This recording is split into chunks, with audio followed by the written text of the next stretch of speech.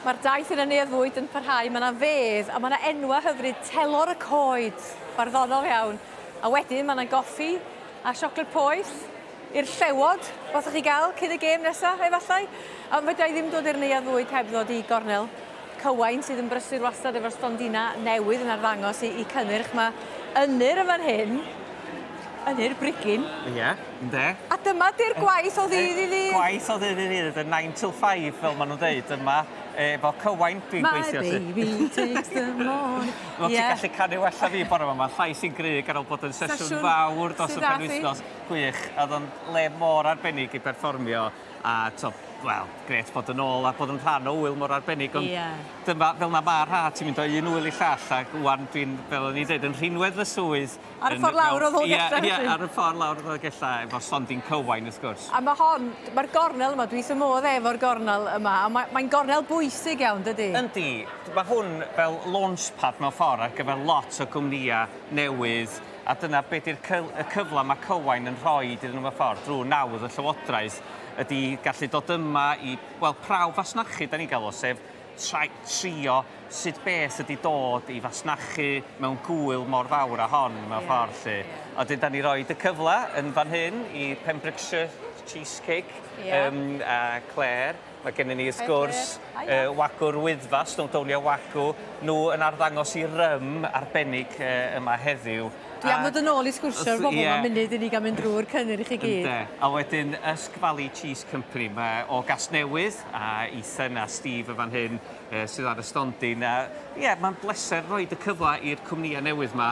Fagu hyder, cael yr adborth a cael gen bobl sy'n dod yma.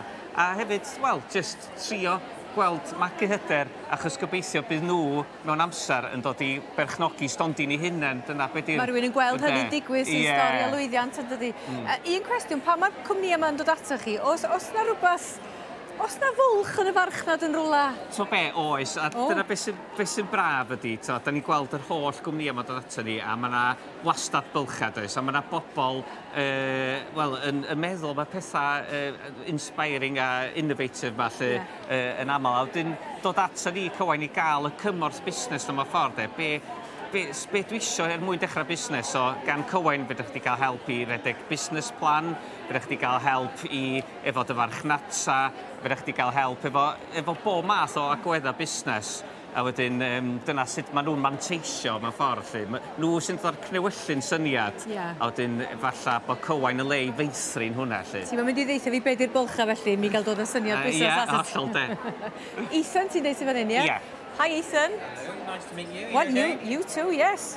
Well, it looks very impressive. Oh, thank you. So we're Usk Valley Cheese Company, and we've kind of developed our cheese over the last couple of years, and we wanted to kind of bring it to the show, introduce our new packaging, and tell the story of the Usk Valley through our cheeses. So what is so special about your cheese? Well, so we're bringing the story of the Usk Valley. So we want to really try and bring out not only the Chartist heritage, the Roman element, but also every little landscape that is across southeast Wales.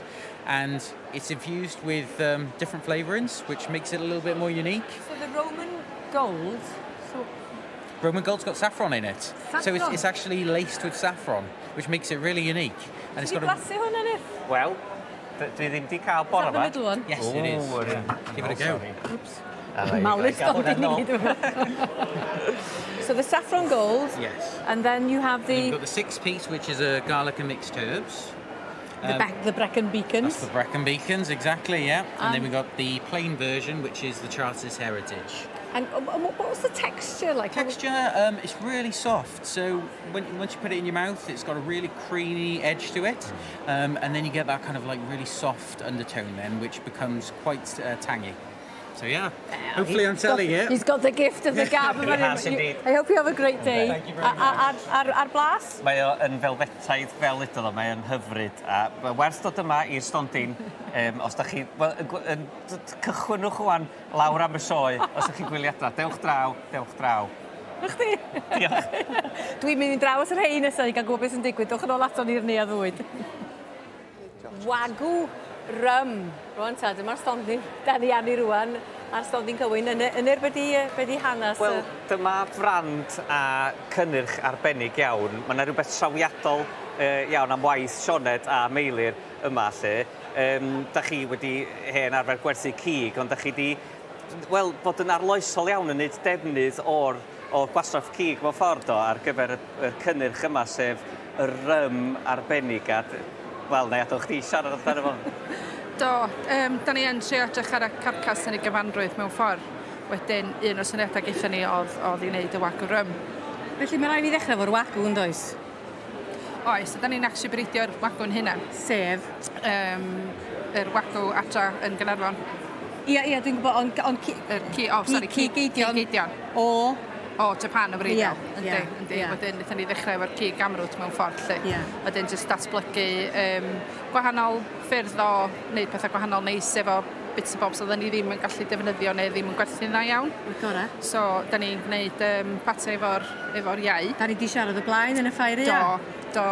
Ie. A wedyn, jyst pethau bach eraill, fatha bresola efo'r joints sydd ddim yn gwerthu a falle. A wedyn, meddwl amdan rhywbeth i wneud efo'r gweddillion sef yr esgyn, yr cig gwast mewn ffordd. A da chi'n cydweithio felly? Da chi... Pwy sy'n gwneud beth a Sioned? Fel sy'n deitha fi be i wneud fel arfer. O, mae'n gofyn y fo, ta? Ie, da ni... O, lle ydych syniad am y ryms, achos da ni wedi siarad am y patis a'r cigoedd ar blaen, yn do? Do, be da ni gweld o'na bethau mynd i was, ni wedyn defnyddio'r gwastaff o'r defnyddio mewn ffordd yr esgyn, yr marobon o'r esgyn, yr fat wash, a wedyn yr wast o'r wneud y burgers. Dyma gyd mynd un i stil, a wedyn mae'n dod allan wedyn yn... Yn be? Yn rym mewn ffordd, yn... Gry iawn, sy'n ni'n meddwl. Yndi, mae'n reit gry, yndi. A wedyn da chi'n ychwanegu rym ato fo? Wedyn yn ychwanegu'r wedyn yr ato fo i gael o'n ôl lawr i 40%. Mae dal yn 40%. Yndi. Ac o lle da chi'n cael y rym? Mae'r rym yn cael ei wneud yn distyllfa yn Geirwan. Felly mae o gyd yn lleol, felly? Yndi, da ni'n trio cadw bob dim o'r lleol o fedra ni. Ie. A mae'ch gwydra chi'n drawiadol iawn, as gael ei ddweud? Mae eryri yn y gwydr? Yndi, mae'r eryri yn sticio fyny o'r gwylod y gwydr. Pwy sy'n ti cefnir syniadau mae gyd? Gwydr dreifar yma man? Wel, Sioned i'r rhan fwyaf dreifar. Ie? Ie. A beth ydych chi'n obeithio gael fel profiad yma heddiw yma? O, sut i farchnata fo a sut yr help da ni wedi gael mewn ffordd drwy Cywain efo'r labelu ac efo'r graphics mewn ffordd lle de. O, dwi'n siŵr bod pobl nes ymlaen lla'n dod i flasu. Bach i gynnar di rwan allan. Ie. Pobl, neis i'ch gweld chi eto. Sgwni be fydd gennych chi tro nesaf, wyl chi? Ie, fwy awyr. Fwy awyr, wir. Reit, a stond i nesaf Ynyr. Mae'n brysur iawn yma. Pwy sgynna ni fan hyn? Pembrokeshire cheesecake sgynna ni fan hyn. A fel oedd Meilir a Sioned yn sôn am Cywain yn helpu efo brandio, helpu efo'r marchnata. Dyma rhywun arall sydd wedi dechrau siwrna efo Cywain mewn ffordd ydy Claire. Hi Claire. Hiya, how are you? Good, thank you. So how did Cywain help you as a business?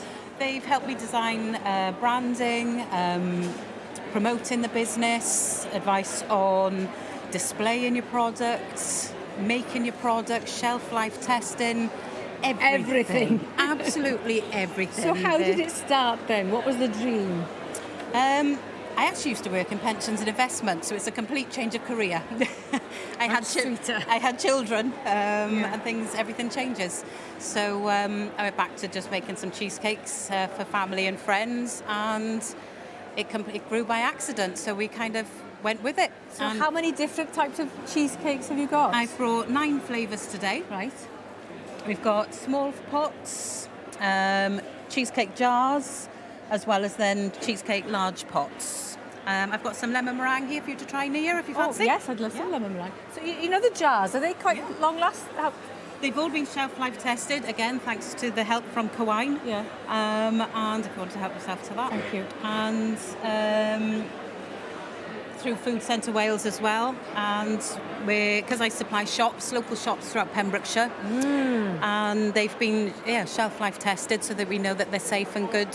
I just tested that and it's really good, the lemon meringue. Thank you very much. Nice crunch. It's probably my best seller. Is it? Yeah. But, and hopefully you'll sell out all these. I hope so, yeah. I'm sure How many have you got? About 250 with me Gotta get today. started then. Diolch yn fawr iawn, pob hwyl.